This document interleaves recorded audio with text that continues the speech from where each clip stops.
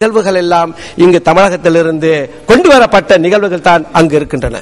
ஆக இங்கு எதை பேசுகின்றார்களோ அதை அங்கு நாங்கள் ஜீரணிக்கின்றோம். இங்கு எதை மூச்சாக கொண்டிருக்கின்றார்களோ அதை நாங்கள் அங்கு சுவாசிக்கின்றோம். அதுதான் வித்தியாசமே ஒழிய புதிதாக எங்களுக்கு ஒன்று கிடையாது. அன்றும் சரி, இன்றும் சரி, இனி என்றும் வருகின்ற காலத்திலும் எங்களுக்கு மூத்த முதலிடம் தமிழகம்தான். இங்கு குறைபட்டால் அங்கு நிச்சயம் குறை காணும். ஆக அதுதான் எங்களுடைய வாழ்க்கையாக வாழ்ந்து கொண்டிருக்கின்றோம். ஆக மலேசியாவில் தமிழ் இலக்கியத்தின் தொடக்க காலத்தை ஆராயும் வேளை தமிழ்நாட்டு இலக்கியத்தின் வளர்ச்சியின் பின்னணியாகவே இருந்தது எனலாம். இன்றும் அந்த பின்னணி இருக்கின்றது. இருந்தாலும் சற்று பாதை விலகி எங்களுக்கென்று தமிழ் இலக்கியத்தை நாங்கள் உருவாக்கி வாழ்ந்து கொண்டிருக்கின்றோம். எங்களுக்கென்று களம் அமைத்திருக்கின்றோம். எங்களுக்கென்று கருக்களை உருவாக்கி இருக்கின்றோம். எங்களுக்கென்று பின் புறத்தையும் உருவாக்கி இன்று எங்கள் கதைகளை எங்கள் மக்களுக்கு எடுத்து வருகின்றோம் எங்களுடைய இலக்கியத்தின் வாயிலாக.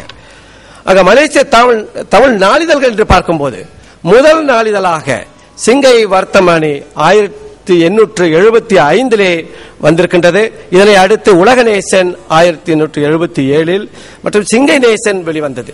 இவ்விரண்டு இதழ்களும் வார இதழ்களாக வெளிவந்தன. தொடர்ந்து தேஜாபிமானி மற்றும் பினாங்கு வர்த்தமானி ஆகிய இதழ்கள் வெளிவந்தன. இவை நாளிதழ்களாக தினமும் வந்தன. 19ஆம் நூற்றாண்டில் இந்நாளிதழ்களின் முக்கிய செய்தியாக மலேசிய இந்திய சமுதாயம் தொடர்புடைய செய்திகள் அதிகமாக வெளிவந்தன. எங்களுடைய நாட்டு சுதந்திரத்திற்கு முன்பு 1957க்கு முன்பு பெரும்பாலான செய்திகள் தமிழக செய்திகள் தான் எங்களை அங்கு உள்வாங்கி இருக்கின்றன. இங்கு நடக்கும் அரசியல் கொந்தளிப்புகள், இங்கு நடக்கும் எல்லா துறை நிறைந்த பெரும்பான்மையான முன்னேற்ற செய்திகள் அல்லது கீழ்ப்பட்ட செய்திகள், எந்த செய்திகளாக இருந்தாலும் அதுதான் எங்களை தாக்கும் செய்திகளாக அங்கு இருந்தன. சுதந்திரத்திற்கு பின்பு 1957க்கு பிறகு எங்களுக்கு என்று ஒரு நிலம் வேண்டும், எங்களுக்கு என்று ஒரு அடித்தளம் வேண்டும் என்ற நிலையிலே எங்களுடைய எழுத்தாளர்களும் எங்களுடைய இலக்கியவாதிகளும் எங்களுடைய வட்டத்திற்குள்ளே சிந்திக்க தொடங்கினார்கள். அது படிப்படியாக தமிழக வட்டம் கடந்து இன்று மலேசியாவுக்கு என்று ஒரு வட்டத்தை உருவாக்கி அங்கு இலக்கியத்தோடு வாழ்ந்து வருகின்றோம். இது எங்களுக்கு உள்ள குறிப்பாக இருக்கின்றது. நாட்டின் முன்னேற்றத்தில் இந்திய சமுதாயத்தின் பங்கு, தைப்பூச திருவிழா, இந்தியர்களிடையே காணப்படும் வியாபார போட்டிகள் போன்ற செய்திகளை பெரிதும் வெளியிட்டனர். இச்செய்திகள் இந்திய சமுதாயத்திற்கு விழிப்புணர்வை ஏற்படுத்தின. அவ்வப்போது வெளிநாட்டு செய்திகளாக இந்திய நாட்டு செய்திகளும் குறிப்பாக தமிழ்நாட்டு செய்திகளும் வெளியிடப்பட்டன. இதெல்லாம் தொடக்க கால பத்திரிகைகளே அப்படிதான் வந்து கொண்டிருந்தன. 20ஆம் நூற்றாண்டில் வர்த்தமானன், விஜயன், ஞானசூரியன் போன்ற அநேக பத்திரிகைகள் அல்லது நாளிதழ்கள் வந்தன.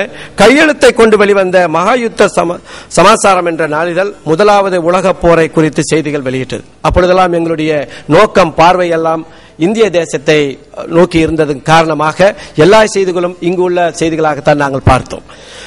தோட்டப்புறங்களில் தமிழர்கள் எதிர்நோக்கும் பிரச்சனைகளையும் எழுதியது. படிப்படியாக அந்தந்த காலத்திற்கு ஏற்ப மக்களுக்கு கொடுத்து வரக்கூடிய காரியங்களாக அல்லது கொடுத்து வரக்கூடிய ஒரு ஊடகமாக இந்த தமிழ் நாளிதழ்கள் அமைந்திருக்கின்றன.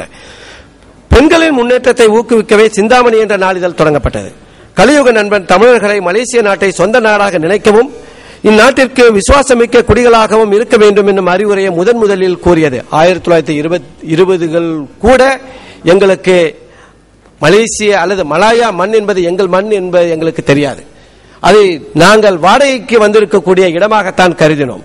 பிழைப்பை தேடி வந்திருக்கக்கூடிய ஒரு தற்காலிக இடமாகத்தான் கருதினோம். உழைக்கும் உழைப்பில் அதில் வரக்கூடிய வருமானத்தை தமிழகத்தில் இருக்கக்கூடிய எங்கள் குடும்பங்களுக்கு தான் அனுப்பி வைத்திருந்தோம் அந்த காலகட்டத்திலே. ஆக எங்களுக்கென்று கால் ஊன்றக்கூடிய ஒரு நிரந்தர நிலை இல்லாமல் இருந்த காலம் அப்பொழுது. ஆக அதன் காரணமாக மலாயாவிலே சுதந்திரம் கொடுக்க வேண்டும் அல்லது தமிழர்களுக்கு உரிமை கொடுக்க வேண்டும் என்ற நிலையிலே எங்கள் தொடக்கத்திலே எங்களுக்கு எல்லாம் கையை உயர்த்த சொல்லி குடியுரிமை கொடுத்தார்கள். அப்பொழுது கூட எங்கள் ஜனங்கள், எங்கள் மக்கள் நம்பிக்கை இல்லாமல் கையை உயர்த்தாமல் அந்த குடியுரிமை வேண்டாம் என்று வாழ்ந்தவர்கள். ஆக அதனுடைய பின்புலத்தை, அதனுடைய தாக்குதலை, அதனுடைய விளைவுகளை இன்றும் மலேசியாவில் நாங்கள் அனுபவித்து வருகின்றோம். ஆக தமிழர்கள் சிறப்பாக வாழ்கின்றார்கள், அது உண்மை. இருந்தாலும் எங்களுடைய அரசாங்கத்தின் பார்வையின் கீழ் நாங்கள் 2ஆம் தரம் 3ஆம் தரம் குடியினர்களாகத்தான் அங்கு வாழ்ந்து வருகின்றோம். தமிழையும் போராடி பெற்று வருகின்றோம். இருக்கும் தமிழையும் போராடி நிலைநிறுத்துகின்றோம். தமிழ் பள்ளிகளிலும் சரி, ஊடகங்களும் சரி, அல்லது தமிழ் சார்ந்த எல்லா நிலைகளிலும் சரி, தமிழை இருக்க பிடித்து வாழக்கூடிய ஒரு சூழ்நிலையிலே அங்கு மலேசியாவில் வாழ்ந்து கொண்டு இருந்தாலும் உரிமைக்கு மத்தியிலே நம்முடைய உணர்வுகளை மங்கவிடக்கூடாது என்பதற்காக தமிழை இன்றும் நிலைநிறுத்தும். 23ஆம் 1923 தமிழ் நேசன் தொடங்கப்பட்டது. அதுதான் இன்றும் எங்கள் நாட்டில் இருக்கக்கூடிய மூத்த தமிழ் நாளிதழ். ஏறக்குறைய 80 ஆண்டுகளை கடந்து போய் கொண்டிருக்கின்றது. இவ்விதழை இன்று வரையிலும் தொடர்ந்து வெளிவந்து கொண்டிருக்கும் நீண்ட கால பழமை நாளிதழாக விளங்குகின்றது. தமிழவேல் சாரங்கபாணியின் தமிழ் முரசு வெளிவரத் தொடங்கியது. இந்நாட்டில் தமிழ் இலக்கியம் வளர்வதற்கு இந்நாளில் பெரிதும் பங்காற்றியது எனலாம். ஒரு காசு விலையில் விற்கப்பட்டதால் அதிகமான பிரதிகள் விற்கப்பட்டு தொடர்ந்து வளர்ச்சி கண்டது. ஆக தமிழவேல் சாரங்கபாணி தான் அங்கு தமிழர் திருநாள் நிகழ்வுகளை தொடங்கி தமிழர்களிடத்திலே ஒரு உணர்வை ஏற்படுத்தினார். தமிழர்களாக வாழ்வதற்கு உரமிட்டவர்களில் தமிழவேல் சாரங்கபாணி முதன்மையாக இருக்கின்றார்கள். இன்றும் நாங்கள் நினைந்து பார்க்கின்றோம். 1940 மலாயாவில் ஜப்பானியர் ஆதிக்கத்தில் மக்கள் பெரிதும் கொடுமைகளை அனுபவித்தனர். அக்கொடுமைகளை வெளிப்படுத்துவனவாக ஜெயபாரதம், சிந்தாபாத், புது உலகம், இளங்கதிர், இளம்பிறை, இடிமுழக்கம், உதயசூரியன், ஜெயமணி, இஸ்லாமிய இளைஞன், சிரம்பான் செய்தி போன்ற நாளிதழ்கள் வெளிவந்தன. 1950களில் மலாய நண்பன், களஞ்சியம் போன்ற மற்ற பிற இதழ்கள் வெளிவந்தன. தமிழ்நேசன் நாளிதழில் கதை வகுப்பு என்று ஒன்றை தொடங்கி இளம் எழுத்தாளர்கள் சிறந்த எழுத்துக்களை படைக்க வழிகாட்டிய இதுதான் தொடக்கம். இளம் எழுத்தாளர்களை உருவாக்கக்கூடிய தொடக்க கட்டம் இதுவாக இருக்கின்றது. இவ்வகுப்பின் மூலமாக தரமான பல இளம் எழுத்தாளர்கள் உருவாகினர். அதேவேளை சிறுகதை எழுதும் போட்டிகளையும் நடத்தியது. 1959 தமிழ்நேசன் தேசிய அளவிலான சிறுகதை போட்டியை நடத்தியது. அப்போட்டிக்கு 457 சிறுகதைகள் வந்தன. அப்பொழுது அந்த அளவுக்கு எண்ணிக்கையிலான சிறுகதைகள் வந்தது மிகப்பெரிய விஷயமாக இருந்தது. இதுபோன்று தமிழ் முரசும் வாராந்திர சிறுகதை போட்டியை நடத்தியது. இக்காலகட்டத்தில் தான் தமிழ் முரசு மாணவர் மன்றம் என்ற ஒரு பகுதியை தொடங்கி மாணவர்களுக்கென 2 பக்கங்களை ஒதுக்கியது. தமிழ் பள்ளிகளிலும் மன்றம் அமைக்கும் அளவிற்கு இம்மன்றம் மேம்பாடு அடைந்தது. இது இன்றுள்ள மலேசிய தமிழ் இளைஞர் மணிமன்றம் அமைய தூண்டுகோலாக இருந்தது எனலாம். தமிழ் இளைஞர் மணிமன்றத்தில் தற்சமயம் ஏறக்குறைய 1 லட்சம் இந்திய இளைஞர்கள் உறுப்பினர்களாக உள்ளனர்.